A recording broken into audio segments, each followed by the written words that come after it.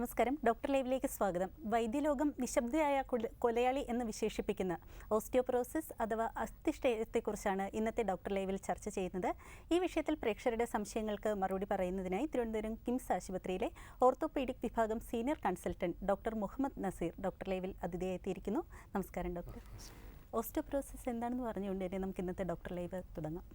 Osteoporosis എന്ന് പറഞ്ഞാൽ സാധാരണഗതിയിൽ നമ്മുടെ ഒരു ആളുടെ ജീവിതത്തിൽ ഏകദേശം ഒരു 10-30 വയസ്സ് വരെ അല്ലെങ്കിൽ 30-35 വയസ്സ് വരെ നമ്മുടെ ശരീരത്തിൽ ഈ കാൽസ്യത്തിൻ്റെ ഡെപ്പോസിറ്റ്സ് ബോണിലുണ്ടാകും. അതായത് ബോണിൻ്റെ ഒരു സ്ട്രെങ്ത് അതുവരെ കീപ്പ് ചെയ്യും. ഈ രണ്ട് തരത്തിൽ ഈ മെറ്റബോളിസം എന്ന് പറഞ്ഞ ഇതുണ്ടല്ലോ, ശരീരത്തിൽ ഈ എല്ലിനകത്തുണ്ടാകുന്ന രാസപ്രവർത്തനങ്ങൾ അത് രണ്ട് തരത്തിൽ വരും. അതായത് പോസിറ്റീവായിട്ടുള്ളത്, അതെപ്പോഴും ഒരു പോസിറ്റീവായിട്ടുള്ളൊരു പ്രവർത്തനം നടക്കുന്ന ഒരു 30-35 വയസ്സ് വരെ നടക്കത്തുള്ളൂ. കാരണം അതിനകത്ത് അതുവരെ ഈ ബോണിൽ ഈ കാൽസ്യം ഡെപ്പോസിറ്റ്സ് ഉണ്ടാകത്തുള്ളൂ, ബോണിൻ്റെ സ്ട്രെങ്ത് ഉണ്ടാകത്തുള്ളൂ. അത് കഴിയുമ്പോഴത്തേക്ക് കുറച്ച് നാളത്തേക്ക് ഇത് രണ്ടും കൂടെ ഒരു ബാലൻസ് വരും. കൂടുതൽ നഷ്ടപ്പെടാതിരിക്കും, അതേപോലെ മെയിൻറ്റെയിൻ ചെയ്യും. പിന്നെ ഇത് നഷ്ടപ്പെടുന്ന ഒരു സ്റ്റേജിലേക്ക് വരും, ബോണിൻ്റെ ഈ സ്ട്രെങ്ത് കുറയുന്ന. ഈ ഓസ്റ്റിയോപൊറോസിസ് ശരിക്കും അതിൻ്റെ ഒരു നമ്മൾ പറയുകയാണെങ്കിൽ ഈ ബോണിൻ്റെ ഡെൻസിറ്റി, അതായത് സാന്ദ്രത, ബോണിനകത്തുള്ള ഈ കട്ടിയുണ്ടല്ലോ. ഇപ്പം ഒരു നമ്മളിപ്പം എടുത്ത് നോക്കി കഴിയുമ്പം സാധാരണഗതിയിലൊരു സ്ട്രെങ്ത് ഉള്ള നല്ല കട്ടിയുള്ള ബോൺ എടുത്ത് നോക്കിക്കഴിഞ്ഞാൽ, അത് കട്ട് ചെയ്ത് നോക്കിക്കഴിഞ്ഞാൽ അതിനകത്തുള്ള ആ സ്ട്രെങ്ത് കുറച്ച് കഴിയുമ്പോഴത്തേക്ക് നഷ്ടപ്പെട്ടു വരാം. അപ്പോൾ അതിനാണ് ഓസ്റ്റിയോപൊറോസിസ് എന്ന് പറയുന്നത്. ഈ കട്ടി കുറയുന്നതിനാണ്, ബോണിൻ്റെ സാന്ദ്രത കുറയുന്നതിനാണ്. അത് സാധാരണഗതിയിൽ ഉണ്ടാകുന്നത് രണ്ട് തരത്തിലാണ്. ഒന്ന് ഈ ആർത്തവവിരാമം വന്ന സ്ത്രീകളിൽ അവർക്കാണ് പോസ്റ്റ് മെനോപോസൽ ഓസ്റ്റിയോപൊറോസിസ് എന്ന് പറയും. പിന്നെ ഉള്ളത് പ്രായമായ ആണുങ്ങളിൽ വരുന്നതിന്, പ്രായമായ ആണുങ്ങളിൽ, അതായത് സെനൈൽ ഓസ്റ്റിയോപൊറോസിസ് എന്ന് പറയും. ഇത് രണ്ടുമാണ് ഉണ്ടാകുന്നത്. അപ്പം ഈ മൊത്തത്തിൽ ആ എല്ലിൻ്റെ ഒരു കട്ടി കുറയുന്നത് തന്നെയാണ് ഓസ്റ്റിയോപൊറോസിസ് എന്ന് പറയുന്നത്. ഇതുകൊണ്ടുണ്ടാകുന്ന ആരോഗ്യ പ്രശ്നങ്ങൾ എന്തൊക്കെയാണ്? അല്ല, ആരോഗ്യ പ്രശ്നങ്ങൾ എന്ന് പറഞ്ഞാൽ സാധാരണഗതിയിൽ നമ്മളിപ്പം ഒരാൾ വളരെ നല്ല സ്ട്രെയിറ്റ് ആയിട്ട് നിവർന്ന് നടക്കുന്ന ഒരാൾ കുറച്ച് കഴിയുമ്പോൾ നമ്മൾ കാണാറുണ്ട് പ്രായമാകുമ്പോൾ ഇവർ കൂനുന്നത്. അത് എന്തുകൊണ്ടാണെന്ന് നമുക്ക് പെട്ടെന്ന് മനസ്സിലാകില്ല. സാധാരണ അതിൻ്റെ ഈ നട്ടലിൽ തന്നെ ഈ എല്ലിൻ്റെ കട്ടി, അതായത് നട്ടലിനെ ആ നേരെ നിർത്തുന്ന ആ കട്ടി കുറഞ്ഞു വരുമ്പോഴാണ് കുറേശ്ശെ എല്ലിൻ്റെ കട്ടി കുറയുന്ന. അതിനനുസരിച്ച് നമ്മുടെ സെൻറ്റർ ഓഫ് ഗ്രാവിറ്റി, നേരെ നിൽക്കാനുള്ള കഴിവ് നഷ്ടപ്പെടുകയും കുറേശ്ശെ കൂന് ഉണ്ടാകുകയും ചെയ്യുന്നത്. പിന്നെ വരുന്നത് ഈ നമ്മുടെ ഫ്രാക്ചേഴ്സ്, ചെറിയ പൊട്ടലുകൾ വരുന്നില്ലേ, അസ്ഥികൾക്ക് പൊട്ടലുണ്ടാകുന്ന, വലിയ വീഴ്ചയില്ലാതെ തന്നെ നമ്മുടെ ശരീരത്തിന് പല ഭാഗങ്ങളും അസ്ഥി പൊട്ടൽ വരാം. ഒന്ന് നമ്മുടെ ഇടുപ്പിൻ്റെ ഭാഗത്ത് വരുന്നത്, പിന്നെ കൈകളിൽ ഈ ഡിസ്റ്റൽ റേഡിയസ് എന്ന് പറയും, കൈകളിലുണ്ടാകുന്ന പൊട്ടലുകൾ, പിന്നെ നട്ടലിലുണ്ടാകുന്ന പൊട്ടൽ. ഇത് മൂന്നുമാണ് സാധാരണഗതിയിൽ ഈ ഓസ്റ്റിയോപൊറോസിസ് ഉള്ള ആൾക്കാർക്ക് നമ്മൾ പെട്ടെന്ന് കണ്ടുപിടിക്കുന്നത്. അങ്ങനെ ഒന്ന്, ഈ പെട്ടെന്ന് സാധാരണ നേരെ നടന്നു പോകുന്ന ഒരാൾ കൂനുന്നു. പിന്നെ ഇതുപോലുള്ള ഫ്രാക്ചേഴ്സ് വരുന്നു.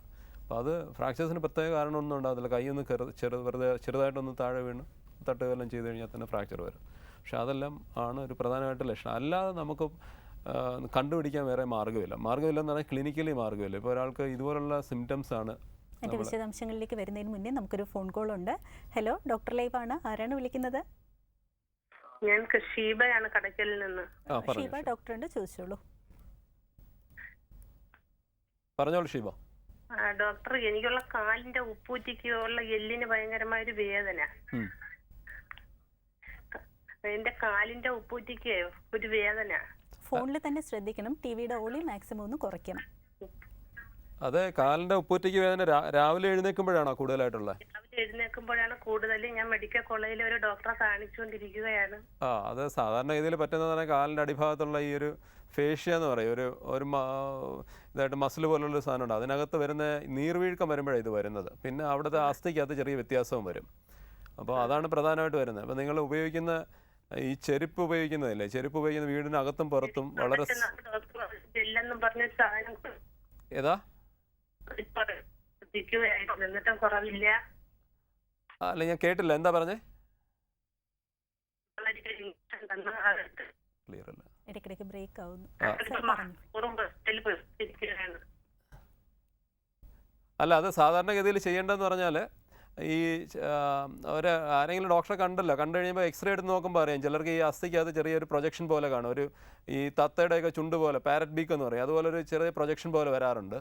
പിന്നെ ഉള്ളത് നമ്മൾ ചെയ്യാനുള്ളത് ചെറിയ ചൂടുവെള്ളത്തിലും തണുത്ത വെള്ളത്തിലും കാല് മാറി ഡിപ്പ് ചെയ്ത് വെക്കുക, മുക്കി വെക്കുക. രാവിലെയും വൈകിട്ട് ഒരു 10 മിനിറ്റ് വീതം ചെയ്യുക. പിന്നെ ഈ ചെരുപ്പ് തന്നെ, അതിനൊരു പ്രത്യേക തരത്തിലുള്ള ചെരുപ്പ് ഇപ്പം കിട്ടാറുണ്ട്. MCR ഫുട്വെയർ എന്ന് പറഞ്ഞൊരു ചെരുപ്പുണ്ട്. അത് ഈ കാലിന് നമ്മൾ അധികം വെയിറ്റ് കൊടുക്കുമ്പോഴത്തേക്ക് അധികം പ്രഷർ വരാതിരിക്കുന്ന തരത്തിലുള്ള ചെരുപ്പ് അത് ഉപയോഗിക്കുക. പിന്നെ മെഡിസിൻസും, ഇതാണ് സാധാരണഗതിയിലുള്ള ചികിത്സ. ഇതെന്തെങ്കിലും ചെയ്തായിരുന്നോ ഷീബ? കോൾ കട്ടായി തോന്നുന്നു. ഡോക്ടർ ലൈവിലേക്ക് വിളിച്ചതിന് നന്ദി. ആർത്തവ വിരാമത്തിന് ശേഷമാണ് സ്ത്രീകളിൽ ഇത് ധാരാളമായിട്ട് കണ്ടുവരുന്നതെന്ന് പറയുകയുണ്ടായി. എന്തുകൊണ്ടാണ് അത്തരത്തിൽ? സാധാരണ നമ്മുടെ ഹോർമോണൽ ഇംബാലൻസ് ഉണ്ട്. നമ്മുടെ ശരീരത്തിലെ ഹോർമോണിൽ വ്യത്യാസം വരുമല്ലോ. കാരണം ഈ പീരീഡ്സ് ഉള്ള സമയത്ത് വരുന്ന ആ ഹോർമോണിനകത്ത് നമ്മൾ ഈസ്ട്രോജൻ്റെയൊക്കെ അളവ്, അത് ഈ ബോണിലെ ഈ മെറ്റബോളിസത്തിന് ഹെൽപ്പ് ചെയ്യുന്നൊരു സാധനമാണ് ഈസ്ട്രോജൻ എന്ന് പറഞ്ഞ ഹോർമോൺ. അതിൻ്റെ അളവ് കുറയുന്നതനുസരിച്ചിട്ട് അത്രയും ബോണിൽ കാൽസ്യം ഡെപ്പോസിറ്റ്സ് വരത്തില്ല, ബോണിൻ്റെ സ്ട്രെങ്ത് വരത്തില്ല. അതുകൊണ്ടാണ് ഈ പീരീഡ്സ് കഴിയുമ്പോൾ, അതായത് ആർത്തവവിരാമം കഴിയുമ്പോഴത്തേക്ക് കൂടുതലായിട്ട് ഇത് വരുന്നത്, ഓസ്റ്റിയോപൊറോസിനുള്ള ചാൻസ് കൂടുന്നത്. പുരുഷന്മാരിൽ ഇത് വരാനുള്ള സാധ്യത കൂടുതൽ ഏത് പ്രായത്തിലാണ്? അല്ല, സെനയിൽ, അതിൻ്റെ പേര് തന്നെ സെനയിൽ ഓസ്റ്റിയോപൊറോസിസ്, അതായത് പ്രായം ഒരു 65-70 വയസ്സൊക്കെ ആയി കഴിയുമ്പോഴത്തേക്കാണ് അത് വരുന്നത്. ഞാൻ നേരത്തെ പറഞ്ഞ പോലെ ഈ നമ്മുടെ ഒരു പോസിറ്റീവ് ബാലൻസ് വരുന്ന ഒരു 30-35 30-35 വയസ്സ് വരെ കാണുള്ളൂ. അത് കഴിയുമ്പോഴത്തേക്ക് ഒരു നെഗറ്റീവ് ബാലൻസിലോട്ടാണ് നമ്മുടെ പോകുന്നത്. ബോണിൽ അധികം കാൽസ്യം ഡെപ്പോസിറ്റ് ചെയ്യാതെ വരെയും കൂടുതൽ നമ്മുടെ ശരീരത്തിൽ നിന്ന് നഷ്ടപ്പെട്ടു പോവുകയും ചെയ്യുന്നത്. അപ്പോൾ അത് ആണുങ്ങളിൽ അത് മാനിഫെസ്റ്റ് ചെയ്യുന്നത് കുറച്ചുകൂടെ പ്രായമായവരില്ല, സ്ത്രീകൾ കുറച്ചുകൂടെ നേരത്തെ വരും. പലപ്പോഴും ഇത് നിശബ്ദയായ ഒരു കൊലയാളി എന്ന് വിശേഷിപ്പിക്കാറുണ്ട്. എന്തുകൊണ്ടാണ് അതങ്ങനെ? അല്ല, അതിന് പറയുന്നത് പ്രധാനപ്പെട്ട റീസൺ എന്ന് പറയുന്നത് നമ്മളത് അറിയത്തില്ലല്ലോ. കാരണം എന്തുകൊണ്ടാണ് ഇതൊരു ശരീരത്തെ ഏതെങ്കിലും ഒരു ഭാഗത്ത് ഇതിന് പുറത്ത് വന്നു കഴിയുമ്പോഴേ നമ്മൾ അറിയുന്നുള്ളൂ. കാരണം ഒരു മേജർ ഫ്രാക്ചർ ചിലപ്പോൾ ഈ ഹിപ്പിൻ്റെ അവിടെയൊക്കെയുള്ള ഫ്രാക്ചർ എന്ന് പറഞ്ഞു കഴിഞ്ഞാൽ ചിലപ്പോൾ ഒരുപക്ഷെ രോഗിയുടെ ജീവൻ തന്നെ അപകടത്തിലാകാൻ സാധ്യതയുള്ള ഒരു ഫ്രാക്ചറാണ്. അപ്പോൾ അതുപോലുള്ളത് വരുമ്പോഴും പിന്നെ ഗ്രാജുവലി നമ്മുടെ ശരീരത്തിൻ്റെ ഉപാജയ പ്രവർത്തനങ്ങൾ കുറഞ്ഞു വരിക. അപ്പോൾ അതുകൊണ്ട് പറയുന്നതാണ്. അല്ലാതെ ഇതുകൊണ്ട് തന്നെ ഓസ്റ്റിയോപോറോസിസ് കൊണ്ട് തന്നെ ഒരു മരണം സംഭവിക്കണമെന്നില്ല. പക്ഷേ ഓസ്റ്റിയോപോറോസിസിൻ്റെ കൊണ്ടുണ്ടാകുന്ന ബാക്കിയുള്ള ഞാനിപ്പോൾ പറഞ്ഞില്ലേ, ഫ്രാക്ചർ വരുന്നു, അതുപോലെ കൂന് വരുന്നു. അപ്പോൾ നമ്മൾ ചെറിയൊരു സ്ലിപ്പ് തന്നെ തന്നു കഴിഞ്ഞാൽ നമ്മൾ മറിഞ്ഞു വീഴുന്നു. അങ്ങനെയൊക്കെയുള്ള ഇത് വരുമ്പോഴത്തേക്കാണ് കൂടുതലായിട്ട് അങ്ങനെ പറയുന്നത് മരണം സംഭവിക്കുക. ഈ അടുത്ത കാലത്തായിട്ട് 40 കഴിഞ്ഞ സ്ത്രീകളിൽ ഇത് ധാരാളമായി കണ്ടുവരുന്നുണ്ടെന്ന് പറയാറുണ്ട്. ജീവിതശൈലി ഇതുമായിട്ട് ബന്ധപ്പെട്ട്? തീർച്ചയായിട്ടും ഉണ്ട്. കാരണം നമ്മുടെ ജീവിതശൈലി, നമ്മുടെ ഈ ആഹാരത്തിൻ്റെ ക്രമീകരണം, ഇതെല്ലാം വളരെ ഇമ്പോർട്ടൻ്റ്. നമ്മൾ കൂടുതൽ ഇപ്പോൾ ജങ്ക് ഫുഡ് അതുപോലുള്ള സിറ്റുവേഷനിലോട്ട് മാറുവാണ് ആൾക്കാരിൽ. അപ്പോൾ അതൊക്കെ ഒഴിവാക്കി നമ്മുടെ സാധാരണയുള്ള ആഹാരവും റെഗുലറായിട്ടുള്ള എക്സസൈസും ഇതൊരു നല്ലൊരു പരിധി വരെ ഇത് വരാതിരിക്കാൻ തന്നെ സഹായിക്കും. സൂര്യപ്രകാശം ഏൽക്കാത്തതും ഇത് വരാനുള്ളൊരു സാധ്യത വർദ്ധിപ്പിക്കുന്നതായിട്ട് കേട്ടിട്ടുണ്ട്. അത് എത്രമാത്രം? അത് നമ്മൾ രണ്ട് കാര്യങ്ങളാണ് നമ്മൾ സംസാരിക്കുന്നത്. ഒന്ന്, ഓസ്റ്റിയോപോറോസിസ് എന്ന് പറഞ്ഞാൽ ഇതുപോലെ ഈ എല്ലിൻ്റെ ഡെൻസിറ്റി കുറയുന്നത്. രണ്ടാമത്തെ കാര്യം എന്ന് പറഞ്ഞാൽ സൂര്യപ്രകാശത്തിന് വരുന്നത് വൈറ്റമിൻ ഡി ശരീരത്തിൽ അത് ഒരു പരിധി വരെ ഉണ്ട് ഇതിൻ്റെ. പക്ഷേ പിന്നെ കൂടുതൽ അത് വൈറ്റമിൻ ഡിയുമായിട്ട് ബന്ധപ്പെട്ട് വരുന്നത്. വൈറ്റമിൻ ഡി വരുമ്പോഴത്തേക്ക് കുറച്ച് ഓസ്റ്റിയോമലേഷ്യ എന്ന് പറഞ്ഞാൽ ആ ഒരു രീതിയിലോട്ട് മാറും. വൈറ്റമിൻ ഡിയുടെ കുറവുണ്ട്. അതാണ് സൂര്യപ്രകാശമാണ് നമ്മുടെ ശരീരത്തിലെ ഈ നമ്മുടെ ആക്റ്റീവായിട്ടുള്ള വൈറ്റമിൻ ഡിയെ വളരെ എനർജറ്റിക് ഇതായിട്ടുള്ള നമ്മുടെ മെറ്റബോളിസത്തിന് വേണ്ടി നമ്മുടെ ശരീരത്തിൻ്റെ പ്രവർത്തനങ്ങൾക്ക് വേണ്ടി ഉണ്ടാകേണ്ട വൈറ്റമിൻ ഡി ഉണ്ടല്ലോ, അതിനെ സഹായിക്കുന്ന സൂര്യപ്രകാശമാണ്. അപ്പോൾ അത് കിട്ടാത്ത അത് ഇപ്പോഴത്തെ നമ്മുടെ ഈ ടെക്നോ പാർക്ക് അതുപോലുള്ള ഇതിൽ ജോലി ചെയ്യുന്നവർ, ഈ കൂടുതൽ സോഫ്റ്റ്വെയർ ഇൻഡസ്ട്രീസിൽ ജോലി ചെയ്യുന്നവർ വളരെ കൂടുതൽ സമയം അവർ ഈ അകത്തുള്ള വീടിനകത്തിൽ തന്നെ ഇരിക്കും, അധികം പുറത്തിറങ്ങാതിരിക്കുന്ന ഈ കറക്റ്റായിട്ട് ഇതിൻ്റെ വൈറ്റമിൻ ഡി ലെവൽ ഉണ്ടാവാറില്ല. അപ്പോൾ പലപ്പോഴും നമ്മൾ ചെക്ക് ചെയ്ത് കഴിഞ്ഞാൽ വളരെ വളരെ കുറവായിരിക്കും ഇങ്ങനെയുള്ളവർക്ക്. ഡോക്ടർ, നമുക്കൊരു ഫോൺ കോൾ കൂടുണ്ട്. ഹലോ, ഡോക്ടർ ലൈവാണ്. ആരാണ് വിളിക്കുന്നത്?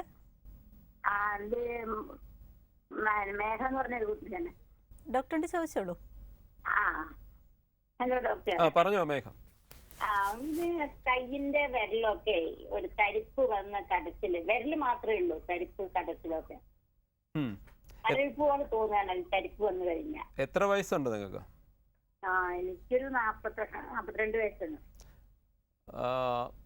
ഈ രണ്ട് കൈയിലെയും വിരലുകൾക്ക് തരിപ്പ് വരാറുണ്ടോ? വിരലുകൾക്ക് മാത്രമാണ് തരിപ്പ് വരുന്നത്. അത് രാത്രി കിടക്കുമ്പോഴത്തേക്ക് കൂടുതലായിട്ട് ഇടയ്ക്കിടയ്ക്ക് വരുന്നുണ്ട്. അങ്ങനെ 2-3 മിനിറ്റ് കൂടുമ്പോഴൊക്കെ അങ്ങനെ വന്നോണ്ടിരിക്കുന്നുണ്ട്. ഷുഗർ ഉണ്ടോ? ഡയബറ്റിസ് വല്ലതും ഉണ്ടോ? ഇല്ല, അത് ടെസ്റ്റ് ചെയ്തിട്ടില്ല. അല്ല, ഇതിന് ഒരു കാരണം നമ്മുടെ കയ്യിലെ ഞരമ്പുകൾ ഇങ്ങനെ കൈയുടെ ഭാഗത്ത് വെച്ച് പ്രസ്സാവുന്ന ഒരു അസുഖമുണ്ട്. പക്ഷെ അത് നമ്മൾ ടെസ്റ്റ് ചെയ്ത് നോക്കിയാലേ അറിയത്തുള്ളൂ കേട്ടോ. ഈ തരിപ്പിന് പല കാരണങ്ങളാവാം. അതായത് നമ്മുടെ കയ്യിലെ തൊട്ട് കൈത്തണ്ടയിലുള്ള ഞരമ്പ് പ്രഷർ ആവുന്നത് മുതൽ കഴുത്തിൻ്റെ ഭാഗത്ത് നട്ടലിൻ്റെ ഭാഗത്തു നിന്ന് കയ്യിലോട്ട് ഞരമ്പ് വരുന്നത് മുതൽ ആ രീതിയിൽ പല ലെവലുകളിൽ ഇത് സംഭവിക്കാം. അപ്പം അത് ടെസ്റ്റ് ചെയ്ത് നോക്കിയാലേ അറിയത്തുള്ളൂ കേട്ടോ. ഇനി ഒരു ന്യൂറോളജിസ്റ്റിനെ കാണുന്നതായിരിക്കും നല്ലത്. അതല്ലേ, അതെ. വിരലിന് മാത്രമേ ഉള്ളൂ പ്രശ്നം. വിരലിന് മാത്രം തരിപ്പ് നല്ല വരുന്നുണ്ട്. അല്ല, അത് തന്നെ വിരലിൽ തന്നെ തരിപ്പുണ്ടാകുന്നത് നമ്മുടെ നട്ടലിന്റെ ഭാഗത്തു നിന്നാണ് ഈ കയ്യിലോട്ടുള്ള ഞരമ്പുകൾ വരുന്നത്. അത് ഏതെങ്കിലും ഭാഗത്ത് വെച്ചുള്ള പ്രഷർ കാരണം വരാം. സാധാരണ ഗതിയിൽ വരുന്നത് നമ്മൾ ഈ കാർപ്പൽ ടണൽ സിൻഡ്രോം എന്നാണ് പറയുന്നത്. കയ്യിലെ ഞരമ്പുകൾ ഇങ്ങനെ പ്രസ്സാവുന്ന ഒരു കണ്ടീഷനുണ്ട്. അപ്പോൾ അതാകാം. അത് നോക്കണമെന്നുണ്ടെങ്കിൽ നമ്മൾ അതിൻ്റെ നെർവ് കണ്ടക്ഷൻ സ്റ്റഡി, അതിൻ്റെ ഈ ഞരമ്പ് ശരിയായിട്ടാണ് പ്രവർത്തിക്കുന്നതെന്ന് നോക്കുന്ന ഒരു ടെസ്റ്റ് ഉണ്ട്, അത് നോക്കണം. അതൊരു ന്യൂറോളജിസ്റ്റിനെ അല്ല ഓർത്തോപെഡിഷനെ കാണുന്നതുകൊണ്ട് കുഴപ്പമില്ല, കണ്ടിട്ട് ന്യൂറോളജിസ്റ്റിനെ കൂടെ കാണാം. ഡോക്ടർ ലൈവിലേക്ക് വിളിച്ചതിന് നന്ദി. ഡോക്ടർ ലൈവിൽ ഇനി ഒരു ഇടവേളയ്ക്കുള്ള സമയമാണ്, ഒരു ചെറിയ ഇടവേള. ഡോക്ടർ ലൈവ് തുടരുന്നു. ഓസ്റ്റിയോപ്രോസിസിനെ കുറിച്ചാണ് ഇന്ന് ഡോക്ടർ ലൈവിൽ ചർച്ച ചെയ്തുകൊണ്ടിരിക്കുന്നത്. ഡോക്ടർ, നമുക്കൊരു കോളറുണ്ട്. ഹലോ, ഡോക്ടർ ലൈവാണ്, ആരാണ് വിളിക്കുന്നത്? ഡോക്ടറിന്റെ ചോദിച്ചോളൂ ആകാശ്. പറഞ്ഞോ ആകാശ്. Hello doctor. പറഞ്ഞോ ആകാശ്. ഡോക്ടർ, എന്റെ അനിയനെ 16 വയസ്സുണ്ടേ. അവന്റെ വലതുകാലിന്റെ ഹിപ്സിന്റെ അടുത്ത് എല്ലിന് തേയ്മാനമാണ്.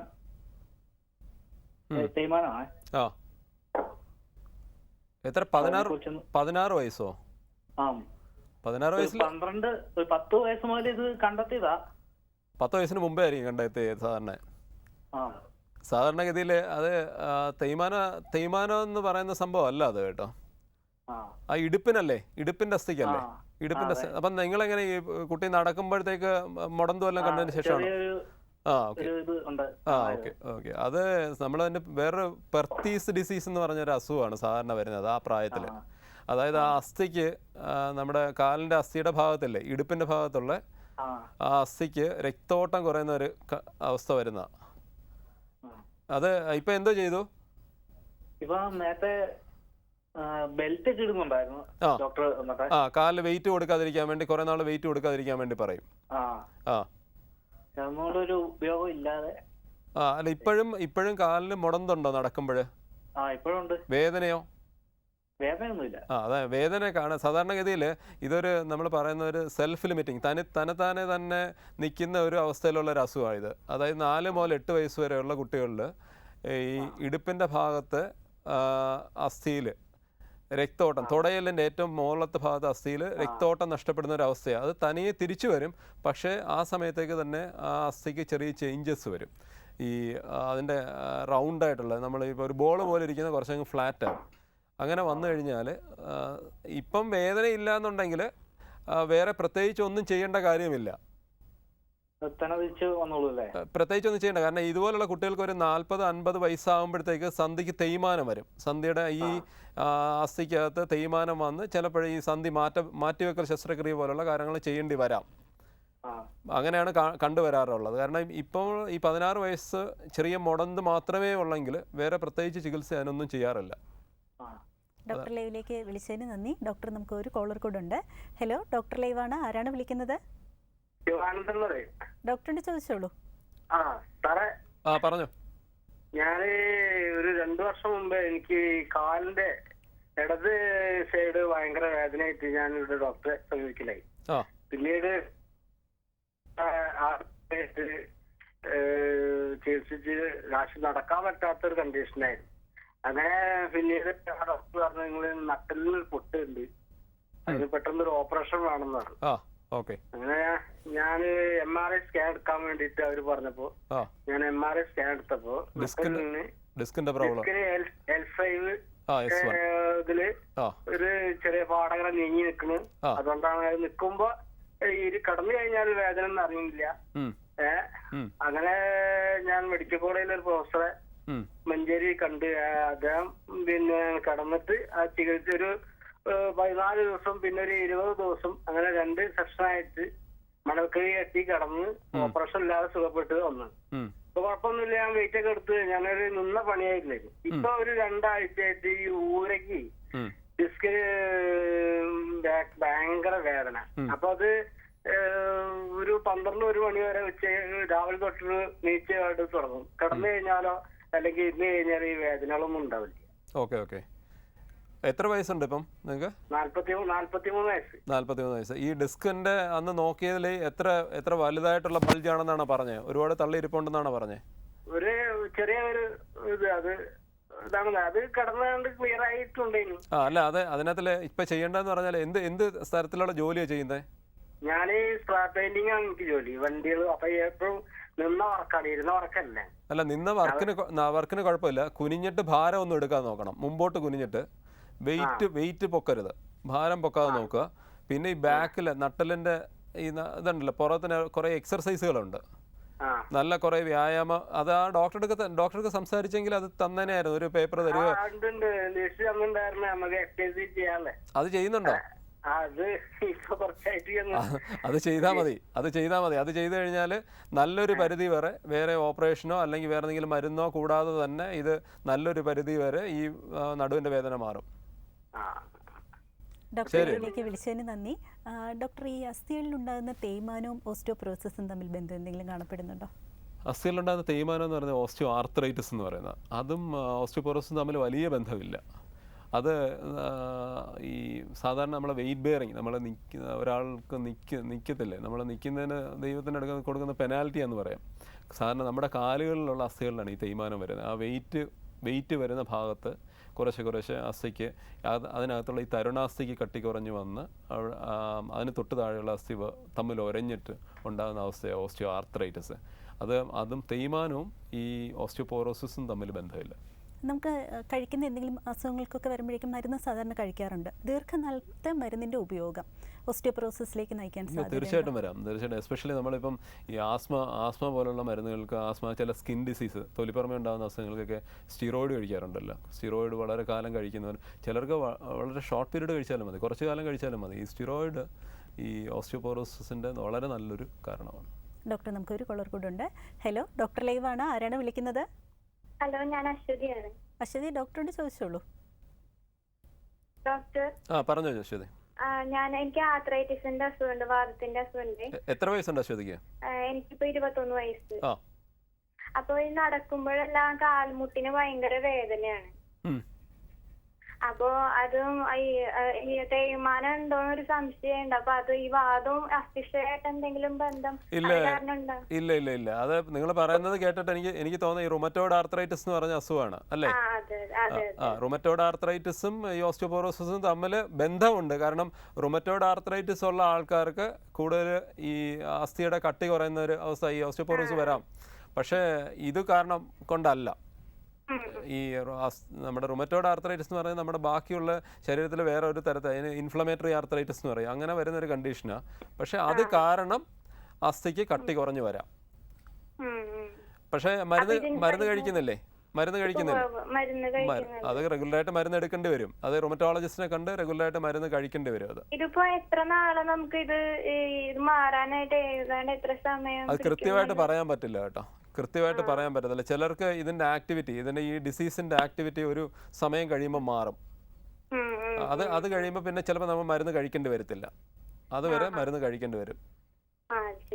ശരി ഡോക്ടർ ലൈവിലേക്ക് വിളിച്ചതിന് നന്ദി. ഇനിയൊരു ഇടവേളയ്ക്കുള്ള സമയമാണ്, ഒരു ചെറിയ ഇടവേള.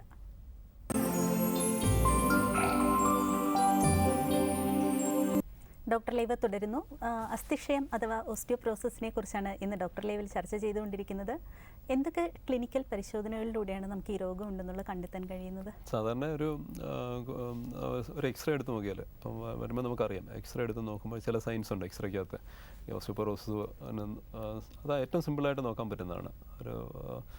എന്തൊക്കെ ഇതിനകത്തുള്ള പ്രശ്നമുണ്ട്, ഓസ്റ്റിയോപൊറോസിസ് വരാനുള്ള ടെൻഡൻസി ഉണ്ടോ എന്ന് പോലും നമുക്കറിയാൻ പറ്റും. പിന്നെ രണ്ടാമത്, ഇപ്പോൾ ഈ ഞാൻ നേരത്തെ പറഞ്ഞ പോലെ ഈ ബോൺ ഡെൻസിറ്റി, അതായത് ബോണിൻ്റെ സാന്ദ്രത അളക്കുന്ന ഒരു ടെസ്റ്റ് ഉണ്ട്, ബോൺ ഡെൻസിറ്റോമെട്രി എന്ന് പറയും.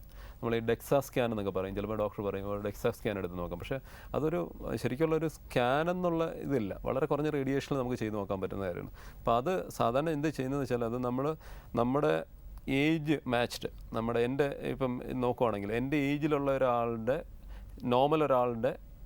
ബോൺ ഡെൻസിറ്റോമെട്രി എൻ്റെ ഏജ് ബോണിൻ്റെ ഡെൻസിറ്റിയും കൂടെ കമ്പയർ ചെയ്യും. പിന്നെ വേൾഡിലെ ഇപ്പോഴത്തെ നമ്മളൊരു സ്റ്റാൻഡേർഡ് വെച്ചിട്ടുണ്ട്, ഈ ലോകത്ത് എത്ര ഇതിൻ്റെ സ്റ്റാൻഡേർഡ് എത്രയാണെന്ന് നോക്കിയിട്ട് അതുമായിട്ട് കമ്പയർ ചെയ്യും. അപ്പോൾ അങ്ങനെ രണ്ട് തരത്തിൽ ഇത് കമ്പയർ ചെയ്ത് നോക്കും, എന്തുമാത്രം ഈ ഡെൻസിറ്റി കുറയുന്നുണ്ടോ എന്നുള്ളത്. അതിനനുസരിച്ചിട്ടാണ് അതിനനുസരിച്ച് ചിലർക്ക് നമ്മൾ പറയും ഇതിന് കൂടുതൽ ഫ്രാക്ചർ റിസ്ക് ഉണ്ടെന്ന് പറയും. അത് വളരെ സിവിയറായിട്ട് വരുന്നവർക്ക് ഫ്രാക്ചർ റിസ്ക് വളരെ കൂടുതലാണ്. ഈ എല്ല് പൊട്ടാനുള്ള സാധ്യത വളരെ കൂടുതലാണ് നമ്മൾ പറയും. ചിലർക്ക് ആ ഏർലി സ്റ്റേജ് ആയിരിക്കും, ഓസ്റ്റിയോപീനിയ എന്ന് പറയും. അത് കഴിഞ്ഞിട്ട് ഓസ്റ്റിയോപൊറോസിസിൻ്റെ ലെവലുണ്ട്, പല ലെവലിലുണ്ട്. അപ്പം അങ്ങനെയാണ്. പലപ്പോഴും വൈകിയാണ് ഇത് കണ്ടെത്താറുള്ളത്. നമുക്ക് എങ്ങനെ നേരത്തെ കണ്ടെത്താൻ കഴിയും? ഞാൻ നേരത്തെ കണ്ടെത്തുന്നതിൻ്റെ കാരണമാണ് പറഞ്ഞത്. ഒന്ന്, നമുക്ക് റെഗുലറായിട്ട് ഇപ്പം ഒരു ചെക്കപ്പ് ചെയ്ത് നോക്കുമ്പോൾ, സാധാരണ ഒരു ചെക്കപ്പ് ചെയ്ത് നോക്കുമ്പോൾ നമുക്ക് എക്സ്റേ നോക്കുമ്പോൾ അറിയാം. അങ്ങനെയാണെങ്കിൽ ഈ ബോൺ ഡെൻസിറ്റോമെട്രിയും കൂടെ ഒന്ന് ചെയ്ത് നോക്കുക. പിന്നെ ഒരു പീരീഡ് കഴിയുമ്പോഴത്തേക്ക് നമ്മുടെ ഏജിൻ്റെ ഒരു ഇതായി കഴിയുമ്പോൾ, ഒരു പോസ്റ്റ് മെനോപോസലോ അല്ലെങ്കിൽ ആർത്തവിരാമം സംഭവിച്ചു കഴിഞ്ഞാൽ പിന്നെ നമുക്കൊന്ന് നോക്കാം ഇതിനകത്ത് എല്ലിൻ്റെ കട്ടി കുറയുന്നുണ്ടോ. അപ്പോൾ അങ്ങനെ ഉണ്ടെങ്കിൽ അതിൻ്റെ സപ്ലിമെൻറ്റ്സ് എടുക്കാം. ഇപ്പം ഒരുപാട് മരുന്നുകളുണ്ട്, ഈ ഓസ്റ്റിയോപൊറോസിന് തന്നെ ഒരുപാട് മരുന്നുകളുണ്ട്. കാൽസ്യം സപ്ലിമെൻറ്റ്സ് കൊടുക്കാം. പിന്നെ അല്ലാതെ തന്നെ നല്ല ഇതിനുള്ള എഫക്റ്റീവായിട്ടുള്ള മരുന്നുകൾ ഇപ്പോൾ അവൈലബിൾ ആയിട്ടുള്ളുണ്ട്. ഓസ്റ്റിയോപൊറോസിസ് വന്നു കഴിഞ്ഞാൽ ചികിത്സാ രീതികൾ എന്തൊക്കെയാണ്? ഒന്ന് ഇതുപോലുള്ള മരുന്നുകൾ നമ്മൾ കൊടുക്കും, അതായത് കാൽസ്യം സപ്ലിമെൻറ്റ്സ് കൊടുക്കും. അതുപോലുള്ള ഈ ബിസ്ഫോസ്ഫോണേറ്റ്സ് എന്ന് പറഞ്ഞിട്ട് ഒരു ഗ്രൂപ്പുണ്ട്, അങ്ങനെയുള്ള മരുന്നുകളുണ്ട്. അപ്പോൾ ആ മരുന്നുകൾ കൊടുക്കും. പിന്നെ റെഗുലറായിട്ട് ഫോളോ അപ്പ് ചെയ്ത് നോക്കണം, ഇതിന് ഇമ്പ്രൂവ്മെൻറ്റ് വരുന്നുണ്ടോ, ഇത് പെട്ടെന്ന് ഡിറ്റീറിയേറ്റ് ചെയ്യുന്നുണ്ടോ, വേറെ ഏതെങ്കിലും കാരണവശാൽ ഇപ്പം ചിലർക്ക് റേഡിയേഷനൊക്കെ എടുക്കത്തില്ല, നമ്മുടെ ഈ ക്യാൻസറിൻ്റെ റേഡിയേഷൻ, അങ്ങനെയൊക്കെ ഉള്ളവർക്ക് പെട്ടെന്ന് ഈ ഓസ്റ്റിയോപൊറോസിനുള്ള സാധ്യത കൂടുതലാണ്. അപ്പോൾ അത് നോക്കും ഏതെങ്കിലും ഉണ്ടോ എന്നുള്ളത്. പിന്നെ ഏറ്റവും പ്രധാനമായിട്ടൊരു ഇത് വരുന്നത്, നമുക്ക് ഇങ്ങനെ വരുന്ന എല്ല് പൊട്ടിയിട്ട് വരുന്നുണ്ടല്ലോ, പൊട്ടിയിട്ട് വരുന്നവരുടെ ചികിത്സിക്കുന്നതിന് തന്നെ ഈ സാധാരണ ഉപയോഗിക്കുന്ന വസ്തുക്കൾ വെച്ച് ചികിത്സിക്കാൻ പറ്റത്തില്ല. ഇവർക്ക് സ്പെഷ്യലായിട്ട്, കാരണം എല്ലിനകത്ത് ഇപ്പം സാധാരണ നമ്മൾ എല്ല് പൊട്ടിക്കഴിഞ്ഞ് കഴിഞ്ഞാൽ അത് സ്ക്രൂ ഒക്കെ വെച്ച് പിടിപ്പിക്കുമെന്ന് പറയത്തില്ലേ, ഇതിനകത്ത് സ്ക്രൂ ഒന്നും പിടിക്കില്ല, കാരണം സ്ട്രെങ്ത് കുറവല്ലേ. അപ്പോൾ അതിന് ഉള്ള പ്രത്യേക തരത്തിലുള്ള എക്യുപ്മെൻറ്റ്സ് ഇപ്പോൾ ഉണ്ട് അതിനെ ട്രീറ്റ് ചെയ്യാൻ. അപ്പോൾ അതുപോലുള്ള കാര്യങ്ങളാണ് പ്രധാനമായിട്ട് വരുന്നത്. ഡോക്ടർ ലേവിൻ്റെ സമയം ഇവിടെ പൂർണ്ണമാവുകയാണ്. അസ്ഥിക്ഷയം അഥവാ ഓസ്റ്റിയോപൊറോസിസ് എന്ന രോഗത്തെക്കുറിച്ചായിരുന്നു ഇന്ന് ഡോക്ടർ ലേവിൽ ചർച്ച ചെയ്തത്. തിരുവനന്തപുരം കിംസ് ആശുപത്രിയിലെ സീനിയർ കൺസൾട്ടൻറ്റ് ഓർത്തോപീഡിക് വിഭാഗത്തിലെ ഡോക്ടർ മുഹമ്മദ് നസീറാണ് ഇന്ന് ഡോക്ടർ ലേവിൽ നമ്മോടൊപ്പം ഉണ്ടായിരുന്നത്. നന്ദി, നമസ്കാരം.